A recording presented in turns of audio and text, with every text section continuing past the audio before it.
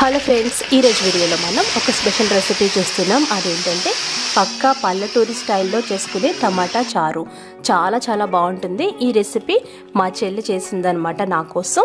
అల్లం వెల్లుల్లిపాయ పేస్ట్ వేసి చేస్తుంది తను. చాలా బాగుంటుంది ఈ చారు, మీరు తప్పకుండా ట్రై చేయాలి.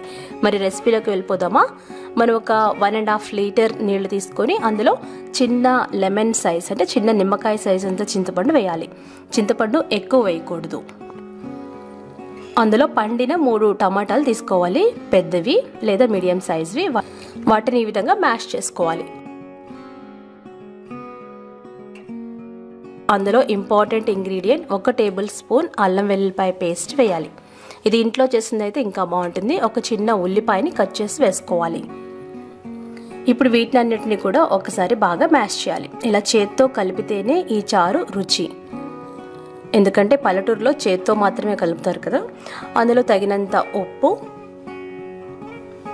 1/2 టీ స్పూన్ పసుపు, 1 టీ స్పూన్ కారం వేయాలి. అలాగే 1 గుప్పెడు కొత్తిమీర, కరివేపాకు వేయాలి. వీటన్నిటిని కూడా ఒకసారి బాగా కలపాలి. ఇలా మ్యాష్ చేసేటప్పుడు టమాటాలు బాగా మ్యాష్ అయిపోవాలన్నమాట. అలా అయ్యే వరకు బాగా కలపాలి. ఇదే ఇందులో సీక్రెట్. ఆ తర్వాత దీన్ని పొయ్యి మీద పెట్టి మీడియం ఫ్లేమ్లో సలసలామని మరిగేంత వరకు మరిగించాలి. దాదాపు 10 నుండి 15 నిమిషాల వరకు పడుతుంది.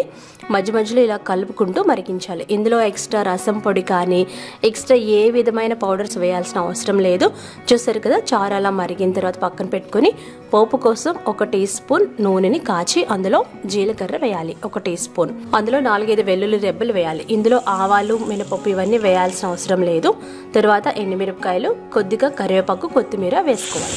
పోపు వేగిన తర్వాత చారుని కొంచెంగా వేసుకొని తిరగమూత పెట్టుకోవాలి. అంతే. చూసారా, రుచి చూసుకొని అవసరమైతే ఉప్పు వేసుకోండి.